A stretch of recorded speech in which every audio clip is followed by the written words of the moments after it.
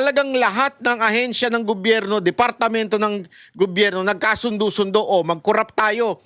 Ang sino mang bubuking sa atin, ang sino mang mag-aagrabyado sa atin at mag-iingay at ituturo tayo, ipakukulong natin. Sindikato ho nangyari, mga kababayan. At meron po tayo narinig talaga dyan sa loob ng Senado na kung saan ay isusunod na po si Marcoleta ang ipakulong.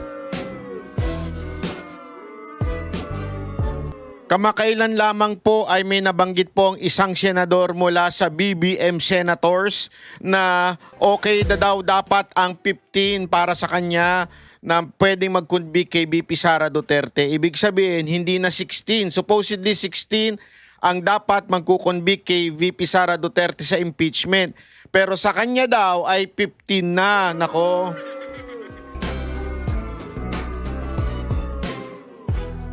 At may mga nagpapalutang na rin po sa Kamara nung itong magpo-persecute o magpo-prosecute pala. Persecute tuloy. Prosecute dito kay VP Sara Duterte, dapat daw bawasan na ang bilang na 16 dahil 22 na lang daw sila. So, ang 2/3 ng 22 ay hindi na daw 16. Mukhang yun na talaga ang nagiging kwento ngayon, ha? At isa pa nga po dito ay yung sinasabi nila na si Bongo ay meron na daw warrant. Sa madaling salita, it's either kikidnapin nila si Bongo at ihahatid sa Hague, o baka naman gusto nilang pilitang magtago si Bongo para na lang din mabawasan pa ng isa. Anak ka ng wewe, oo. At tapos dito ay si Marcoleta isusunod. Ang tanong, eto mga kababayan, eto ang tanong. Sa tingin nyo ba, bibigay si Marcoleta? Comment nga kayo kagad dyan. Sige nga, tingnan ko nga. Sa tingin nyo ba, magiging Judas Villanueva rin siya? O Judas Villanueva rin siya? Tandaan niyo si Judas Iscariot. Pinagkalulo si ating Panginoong Hesus. Eto kayang si Marcoleta, ganun din ang gagawin. I-comment nyo nga kagad yan. Comment na kagad. Agad-agad na. Ngayon na. Babasahin ko yan. Hoy. Kala nyo, hindi ko mababasa. Mababasa ko yan kahit recorded tong video. O, sige na, comment kayo dyan. O, sa tingin nyo ba ay makukulong nila si Marcoleta? At sa tingin nyo po ba, babaloktot si Marcoleta? Kasi ngayon, alam mo, ang dami nagkakalasan sa JIL. Balita ko, talagang maraming umaalis sa JIL dahil nasusuka na nandidiri sa ginawa ni Pastor Judas Villanueva. Yan ang bali-balita natin dyan sa JIL. Nagkakaroon daw ng kaguluhan at konting usap-usapan dyan. Mamaya magbibigay tayo ng opinion dyan kung dapat na po ba kayong umalis sa JIL. Dahil hindi na po Jesus is Lord dyan. Ang JIL na po ay Junior is Lord. Sino si Junior? Si The Junior, si BBM. Hindi na daw Jesus is Lord. Ay yan na daw po ay walang iba kung hindi ay Junior is Lord. Ay nako. Pwede rin naman Jesus, pero Jesus Remulla. May nagkwento nga sa akin kaganina, sabi ba naman sa akin, parang ganito kasi nangyari. Si Joel daw, nananalangin. Pero hindi sa Panginoong Hesus. Nananalangin siya kay Jesus Remulla. Sabi niya, Jesus Remulla, iligtas mo ako sa plunder case ko. Sabi ba naman ni Jesus Remulla, liligtas kita. Basta sumunod ka lang sa akin. Wala ka ng plunder case. At ang sabi baga, ganito lang ang gawin mo. Lumipat ka na sa BBM Senators. At mag-ebanghelyo ka dyan sa BBM Senators. At kausapin mo ang Cayetano Black at isa-isay mo na rin silang kumbinsihin para hindi ikaw ang pinag-iinitan ngayon. Hindi Hindi nyo ba napansin? Hindi nyo na ba napansin? Dalawa silang bumalimbing, di ba? Si Cheese at saka si Joel, si Judas Villanueva. Pero bakit mainit ang ulo ng tao kay Judas Villanueva? Kasi po, much is given, much is required. Especially if you are a pastor, if you are heading a church, di ba? Lalong-lalo na yung tatay mo. Abay, supposedly ginagalang yan. Supposedly ginagalang yan, pero bakit ganon? Mula nang napasok kayo sa politika, yung inyong sound doctrine ay wala na talaga. Para bagang lagi na lang gatas ang inyong pinapakain sa inyong mga tupa. Naku po. Mamaya bibigyan natin ng komento yan. Mamaya, unya. Relax lang kayo. Masyado kayo mainit. Mainit kayo masyado kay Joel. Ito si Judas Villanueva kasi nito. Alam mo, marami na Istanbul dito. Alam niyo mga Christian yan, yung salitang Istanbul. Marami na Istanbul dito kasi alam naman natin alam mo, eto dalawang tao lang ang kumakampi dito kay BBM at sa gobyerno niya at dito sa BBM senators. Dalawang tao lang yan. It's either nakatanggap na maleta yan o nakatanggap ng envelope o baka naman sadyang tanga lang.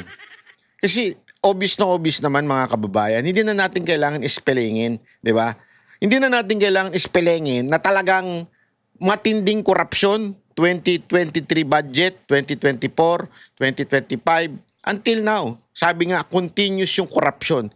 Talagang tuloy-tuloy ang korupsyon. At limpak-limpak, ladies and gentlemen, trillion na ang nakukurap sa taong bayan. Yun na nga lang pangyayari tungkol sa PhilHealth, di ba? Yun na lang. Kaya ang tindi ngayon, nagmamakaawa na, namatayan na, hindi na nabibigyan ng tulong ng PhilHealth. At kung ano-ano pang korupsyon.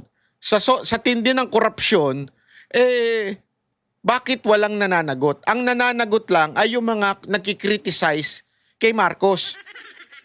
'Di ba? At yung mga hindi sumusunod kay Marcos, it's really obvious. It's really obvious. Tanga na lang talaga magsasabing, hindi, walang korupsyon. Kayo mga kababayan, masasabi nyo bang walang korupsyon at napakalinis ngayon? Ganito na nga lang sabihin na natin, banat ba may korupsyon din naman ng mga nakarang administrasyon? Meron. Pero hindi ganito kagarapal. Ito kasi, sindikato. Talagang lahat ng ahensya ng gobyerno, departamento ng gobyerno, nagkasundo-sundo, mag-corrupt tayo.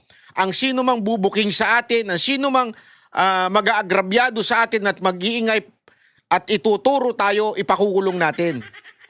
Sindikato nangyari, mga kababayan. Kaya nga 'di ba, sabi nga nung iba, mas nauna pa kaming maidemanda at mapakulong yung mga katulad ni Jason sa at yung iba pang mga vlogger yun pa ang nauunang ipakulong, winawaran kaysa yun talagang tunay na mga nagnakaw. 'Di ba? Kahit nga mismo sa ginagalang ninyong si Magalong. Ako wala akong bilib diyan kay Magalong sa totoo lang pero kahit nga mismo yung kakampi ninyong si Magalong, sinasabi niya, majority of the congressmen talagang nangungurap. Nalaman niya sa mga allocation. Anyari. Nga.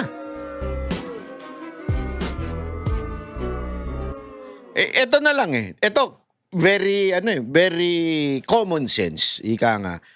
Magkano lang yung inaakusa nila kay BP Sara Duterte na confidential? 150 million? Di ba? Pero yung focus nila, talagang yung bigat ng gobyerno at buong kapangyarihan ng gobyerno ay inuusig si BP Sara Duterte. Magkano lang, hindi ko sinasabing tama yung ninakaw o may ninakaw. Wala ko sinasabing ganun. Sa totoo lang, questionable pa nga yan di ba? Eto, napakalinaw na pagnanakaw na yung ginawa sa ating budget. At hindi 150 million billion per day. According to Joel Villanueva, Judas Villanueva. 44 billion per day ang ninanakaw ng gobyerno.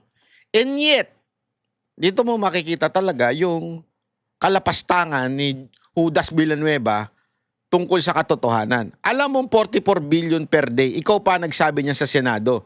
Yung nag-acting-acting ka pa. Yan naman part niya. Umiikot-ikot pa yung ano niya.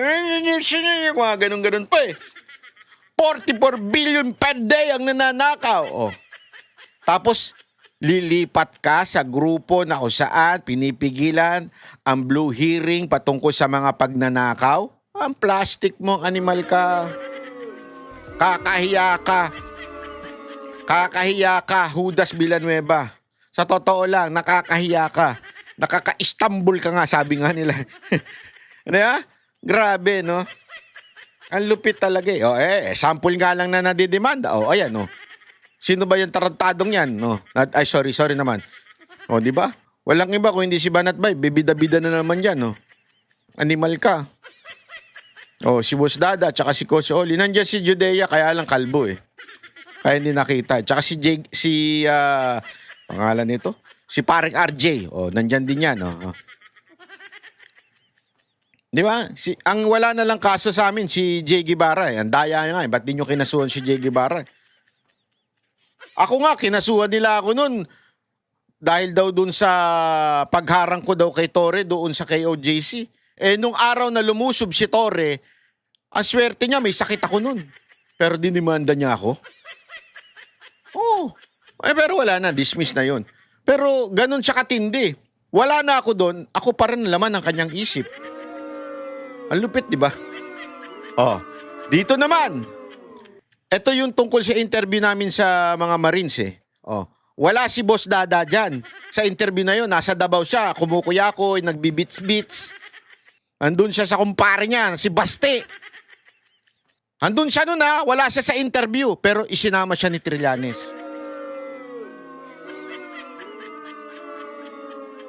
Hindi ko alam kung anong klaseng abogado meron to si Trillanes eh. Pag dedemanda ka ng cyber libel dun sa taong hindi naman kasama sa interview, anak ka ng wewe. Ang lupit mo talaga, Trillanes. Ibang level lang mo. Hindi ko alam kung saan ka humuhugot ng katangahan. Totoo lang. Hindi ko alam kung saan ka humuhugot ng katangahan.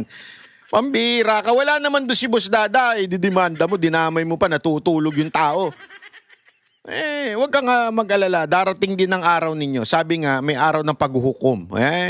Hindi man dito sa lupa magkakaroon ng paghuhukom sa langit na kung saan lahat ng ginagawa ninyong kasinungalingan ay pagbabayaran ninyo. Yan ang sigurado dyan.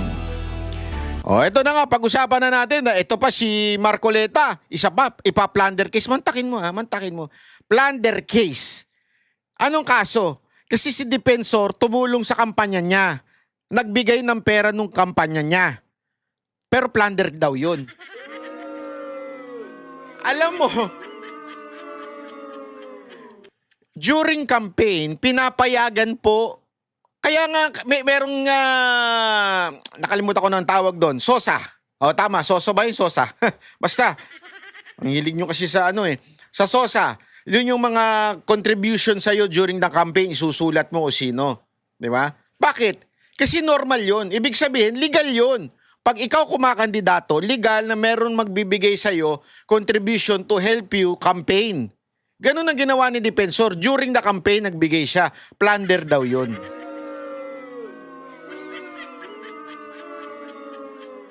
Alam mo, mas malupit pa yung... etong panahon na ito, mas malupit pa ito sa martial law ni Marcos Sr. Totoo, mas malupit pa. Alam mo kung bakit? Kasi nung panahon ni Marcos Sr., kahit pa paano, may konting natitira pang batas. Batas militar. Di ba? Nung panahon ng martial law, kaya nga martial law, batas militar eh. Meron pang tinatawag na batas militar. Ngayon, wala na. Ano na meron ngayon? Benda law. Mas malupit ang benda law sa martial law. Kasi kahit may law na ini-exist, basta pwede natin baliin yan. Hayop, di ba? Kaya hindi ako naniniwala may martial law. Naniniwala ako may benda law. Hayop, di ba?